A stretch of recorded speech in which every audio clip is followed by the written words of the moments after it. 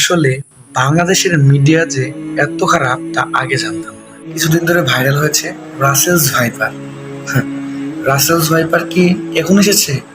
আসলে কিন্তু না, আরো অনেক আগেই কিন্তু রাসেলস ভাইপার আমাদের বাংলাদেশে রয়েছে। কেনই বা এত কম সময়ের মধ্যে এত ভাইরাল হয়ে গেল রাসেলস ভাইপার, সেটাই তো জানার বিষয়। মধ্যে রয়েছে একটি চক্রান্ত, সেটি হচ্ছে বলবো। আচ্ছা শোনো, তারা একটু ঘুরিয়ে আসে আগে। ভাইপার নিয়ে এতটাই মাতামাতি করছি যে বাইরে যে কি হচ্ছে না হচ্ছে সেগুলো নিয়ে মাথায় ঘামাচ্ছি না।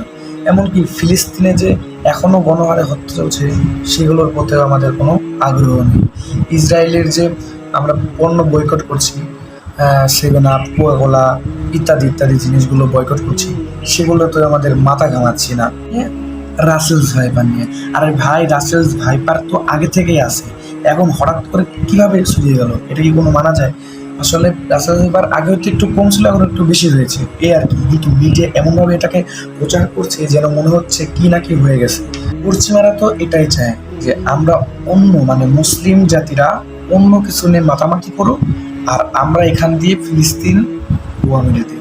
তো এখানে একটু অন্যরকম হয়েছে। এখানে হচ্ছে কি, ইন্ডিয়া ইন্ডিয়া থেকে কি সুবিধা নিয়েছে আমি বলি। আমাদের যে শেখ হাসিনা, সে গিয়েছে ইন্ডিয়াতে, অনেকেই জানেন হয়তো। গিয়ে সেখানে কি এমন একান্ত বিষয় রয়েছে যেগুলোর জন্য সে ইন্ডিয়া গিয়ে একান্ত বৈঠক করলো। এখানে কি হয়েছে জানেন? সেখানে হয়েছে বাংলাদেশের উপর দিয়ে চলবে ইন্ডিয়ার ট্রেন। কিভাবে মানতে পারি ভাই? কিসের জন্য? আমাদের জাত শত্রু হচ্ছে ইন্ডিয়া। হ্যাঁ, রাজনৈতিক হিসেবে সবাই বলে ইন্ডিয়া আমাদের বন্ধু দেশ, কিন্তু আসলে এর সম্পূর্ণটাই বিপরীত। ইন্ডিয়া কখনোই আমাদের বন্ধু হতে পারবে না, এবং কি তারা চায়ও না। আমাদের বন্ধুকে পাকিস্তান, এটাই সত্যি। 1971 সালে যা হয়েছে সব ইন্ডিয়ার জন্য হয়েছে। ইন্ডিয়াই আমাদের সাথেও তাদের ঝগড়া লাগিয়েছে আর যুদ্ধ লাগিয়েছে। ভাই কিভাবে মানতে পারি যে বাংলাদেশের উপর দিয়ে ইন্ডিয়ার ট্রেন চলবে?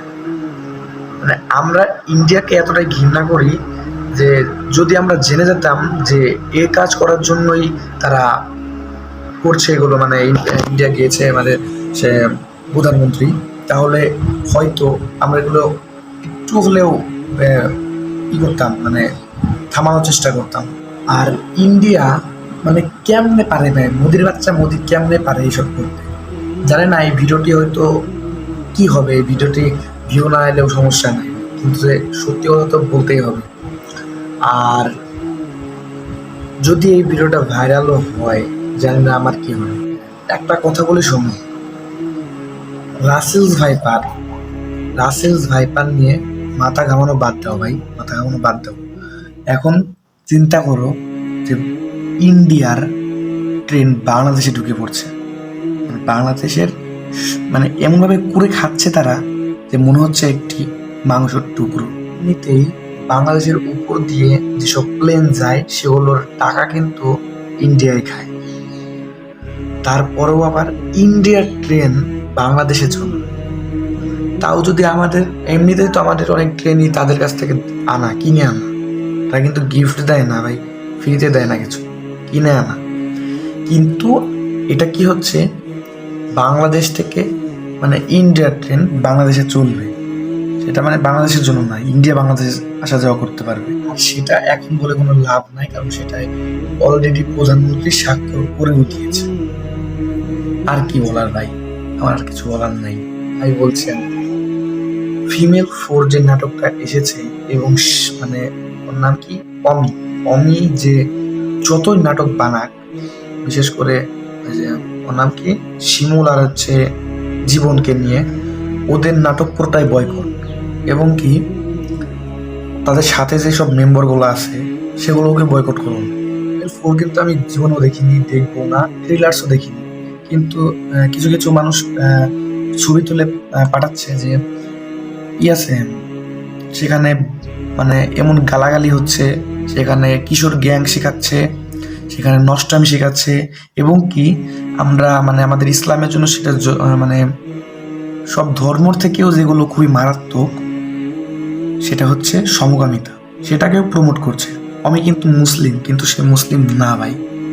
তোমরা জানো মুসলিম, আমিও জানি মুসলিম, কিন্তু সে মুসলিম না, সে পুরোটাই কাদের দালাল, কি দালাল বললেই ঠিক হবে, তারা সমকামিতাকে প্রমোট করছে সেই নাটকেই। এই সমকামিতা নিয়েই এত ঝামেলা, ইসরায়েলি প্রোডাক্ট নিয়ে বয়কট চলছে, কোকাকোলা একই, কিন্তু এসব সবই কিন্তু একই দিকে যাচ্ছে। কিন্তু যে আমি কি করলো, সেই ফিমেল 4-এর মধ্যে সেই সমকামিতাকে প্রমোট করলো। মানে এখন তোমাদের ইচ্ছা, তোমরা দেখবা না না দেখবা, এটা ব্যক্তিগত বিষয়। তবে মুসলিম হয়ে আমার মনে হয় না দেখাটাই উত্তম। আর সেই নাটক দেখলে কি হবে, তুমি তো আর মরে যাচ্ছ না, আর সেটা দেখে কোনো লাভ নাই।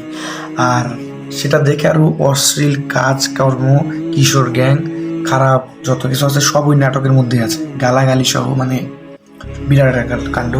সব কিছু বয়কট করুন ভাই। আপনারা তো জানেন কি হচ্ছে বর্তমান ফিলিস্তিনে। এখন সম্পূর্ণটাই আপনাদের ব্যক্তিগত ব্যাপার। আর এটা কোনো মুসলিমদের জন্য না, এটি পৃথিবীর সকল ধর্মের জন্য বলতেছি। সমকামিতা কিন্তু কোনো ধর্মই সাপোর্ট করে না, সমকামিতার কোনো ধর্মই সাপোর্ট করে না, সমকামিতা সম্পূর্ণ আলাদা। তাই আপনারা হিন্দু হন, খ্রিস্টান হন, বৌদ্ধ হন, মুসলিম হন, যে হন, বাদ দেন ভাই, বাদ দেন। তো সবশেষে একটাই কথা, সকলে সতর্ক থাকুন। আল্লাহ হাফেজ।